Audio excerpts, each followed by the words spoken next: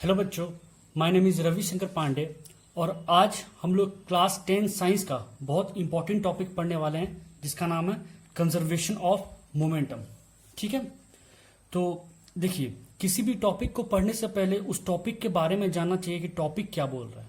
ठीक है, देखिए यहाँ कंजर्वेशन ऑफ मोमेंटम में कंजर्वेशन का मतलब क्या होता है? कंजर्वेशन का मतलब होता है नो चेंज।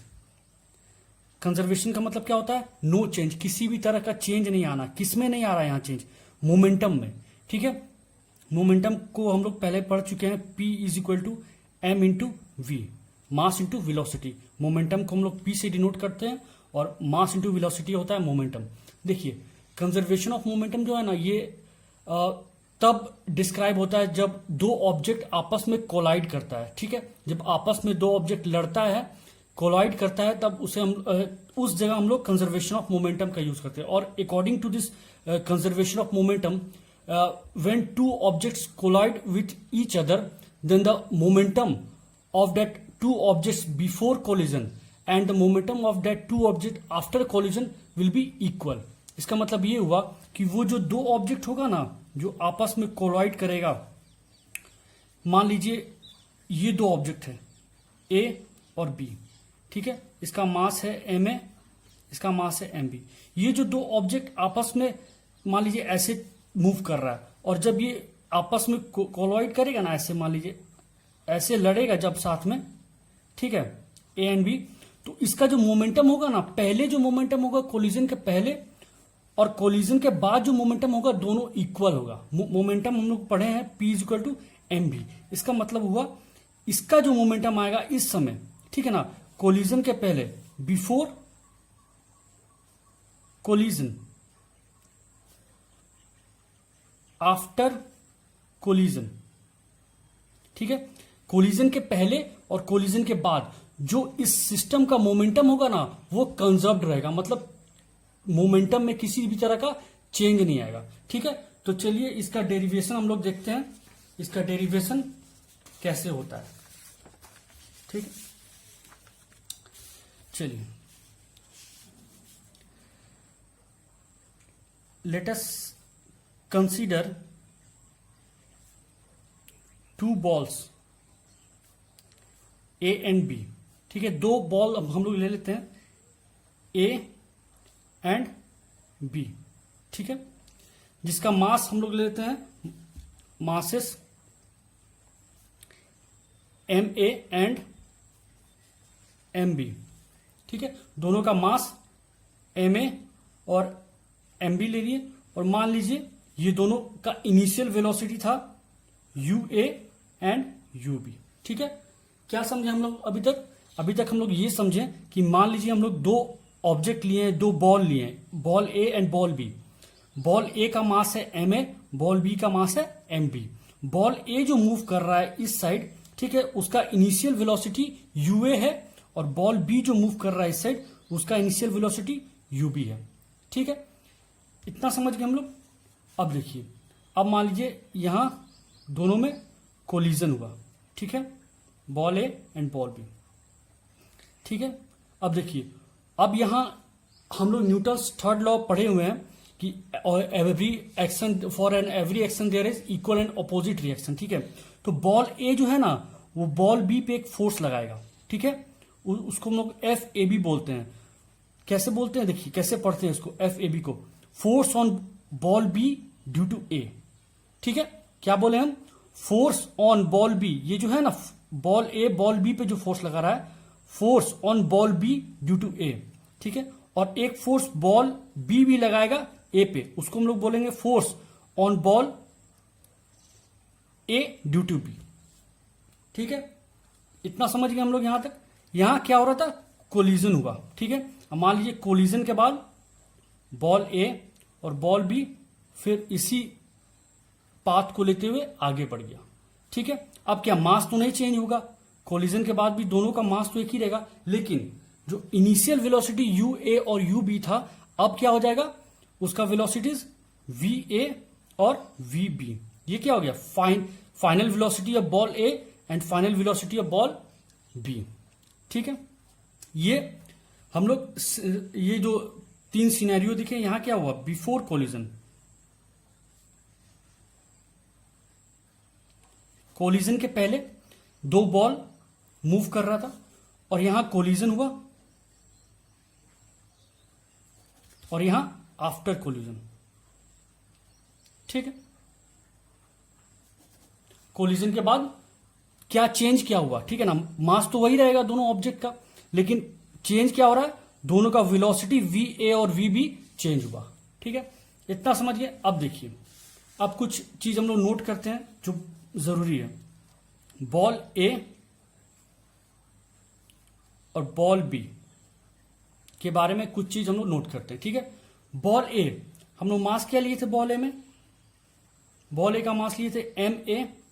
ठीक है, इनिशियल वेलोसिटी क्या लिए थे बॉल ए का, ये जो इनिशियल वेलोसिटी यही होता ना जहां से स्टार्ट हुआ था। ठीक है, इनिशियल वेलोसिटी हम लोग क्या लिए थे बॉल ए का, इनिशियल वेलोसिटी था हम लोग का यू ए। ठीक है, फाइनल वेलोसिटी क्या हुआ, फाइनल वेलोसिटी किसका, हम लोग बॉल ए का बारे में बात कर रहे हैं, तो बॉल ए का फाइनल वेलोसिटी क्या होता, आफ्टर कॉलिजन वी ए हो गया था। ठीक है, यहां इतना निकाल लिए। अब देखिए सेम हम लोग बॉल बी के बारे में भी बात करते हैं। चलिए, मास क्या लिए थे बॉल बी का, एम बी। इनिशियल वेलोसिटी क्या था, बॉल बी का इनिशियल वेलोसिटी वी बी था, यहां देखिए V B, U B, sorry U B था। और final velocity, final velocity ball B का फाइनल वेलोसिटी क्या हो गया, वी बी हो गया। चलिए, इतना तक समझ गए हम लोग।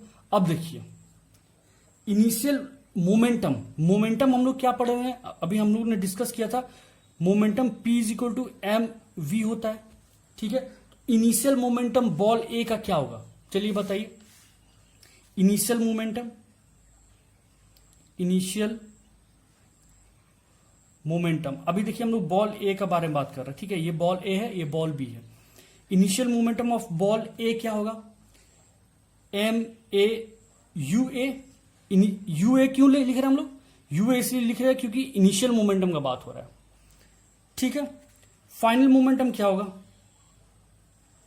फाइनल मोमेंटम बॉल ए का बारे में बात कर रहे हैं हम लोग, तो फाइनल मोमेंटम बॉल ए का क्या होगा, एम ए वी ए। मास तो चेंज नहीं होगा, मास तो सेम है, जो मास यहां था इस बॉल का वही मास यहां है इस बॉल का, मास चेंज नहीं होगा, तो मास यहां पे एम ए रहेगा और फाइनल मोमेंटम में हो जाएगा एम ए वी एम। ठीक है, अब चेंज इन मोमेंटम क्या होगा, change in momentum, change in momentum समझते हैं ना, जैसे कि हम लोग acceleration is equal to change in velocity पढ़े थे, a is equal to v minus u, final minus initial. वैसे ही यहां चेंज इन मोमेंटम क्या होगा, final momentum minus initial momentum, वही होगा चेंज इन मोमेंटम। तो यहां लिखेंगे final momentum that is m A we A minus M A U A. ये क्या हो गया, change in momentum of ball A. चलिए यहां तक समझ में आया। चलिए अब बॉल बी का बारे में बात कर रहे हैं, सेम चीज। इनिशियल मोमेंटम क्या होगा बॉल बी का, इनिशियल मोमेंटम हो जाएगा एम बी यू बी।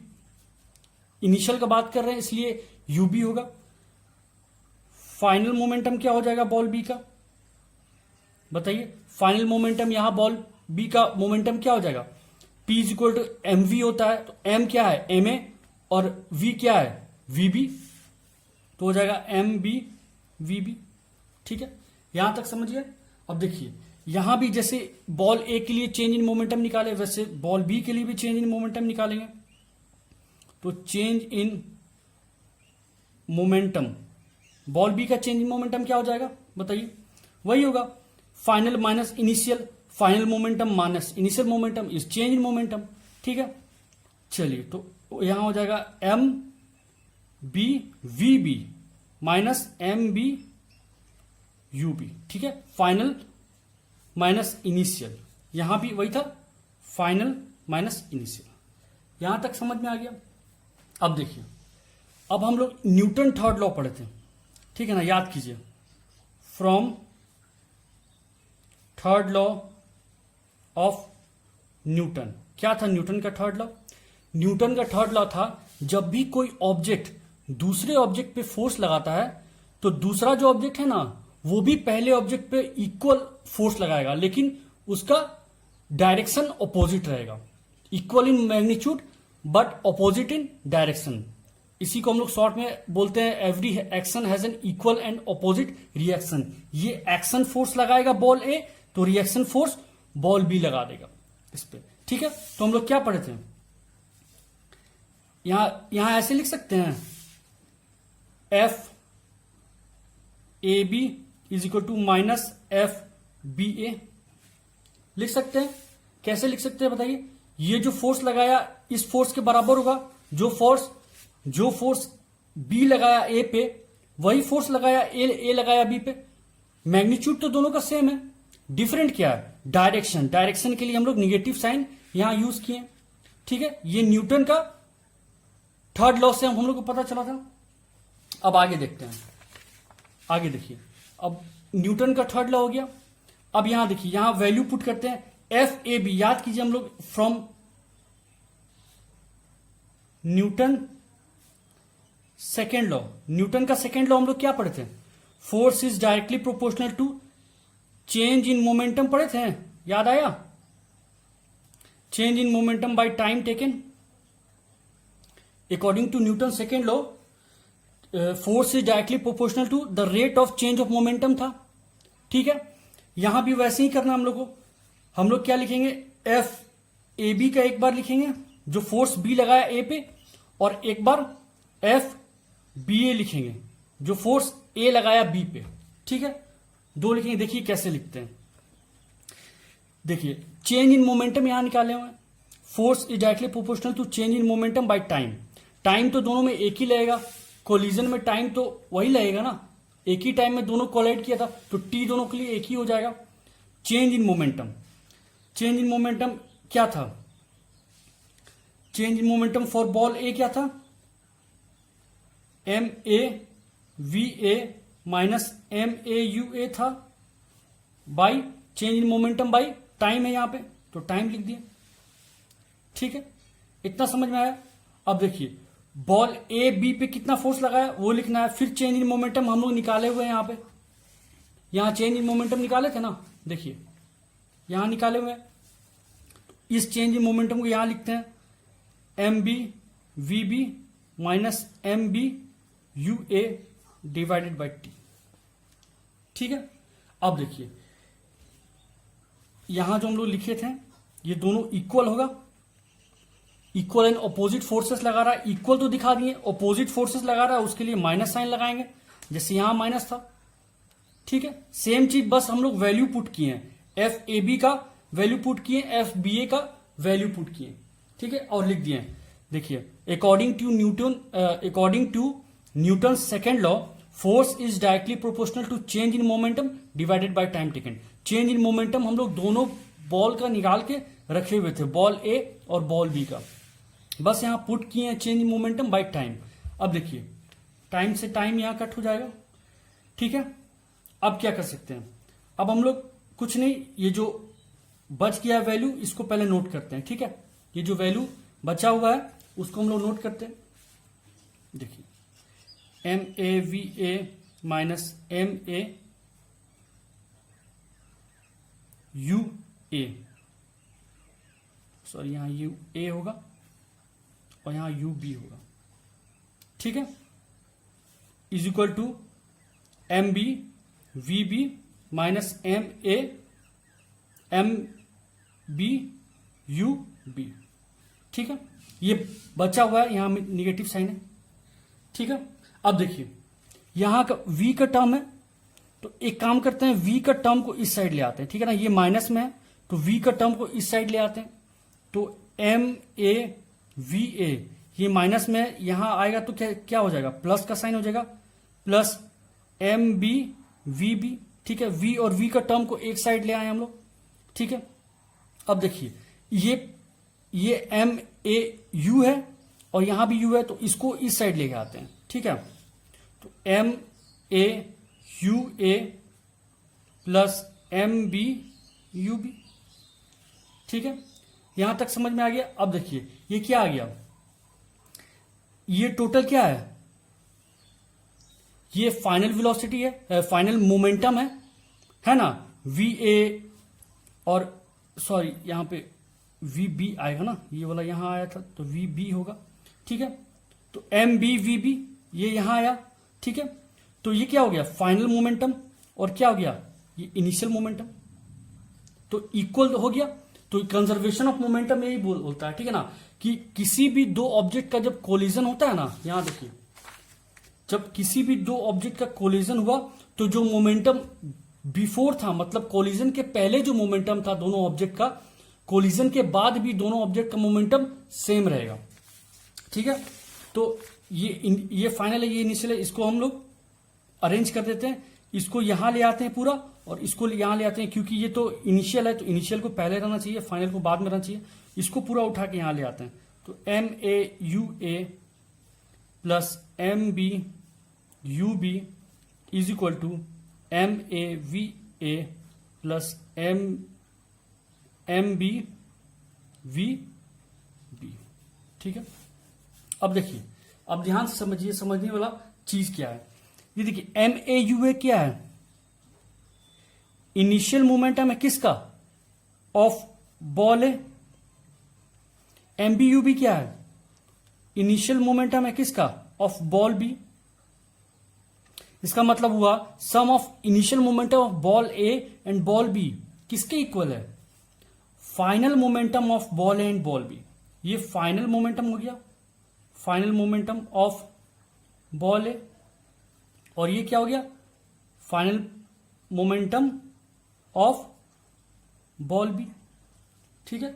तो यही था कंजर्वेशन ऑफ मोमेंटम। एक बार और ठीक से समझते हैं कि कंजर्वेशन ऑफ मोमेंटम क्या होता है। कंजर्वेशन ऑफ मोमेंटम होता है जब कोई दो ऑब्जेक्ट आपस में कोलाइड करता है, कोलिजन होता है दो ऑब्जेक्ट का बीच में, तो जो मोमेंटम उस ऑब्जेक्ट का कोलिजन के पहले था, ठीक है ना, वही मोमेंटम उस ऑब्जेक्ट का कोलिजन के बाद भी रहता है। मतलब there is no change of momentum in the object before and after the collision, ठीक है। अगर वीडियो समझ में आया हो, अच्छा लगा हो, तो वीडियो को लाइक करें, फ्रेंड्स के साथ शेयर करें और सब्सक्राइब जरूर करें। Thank you.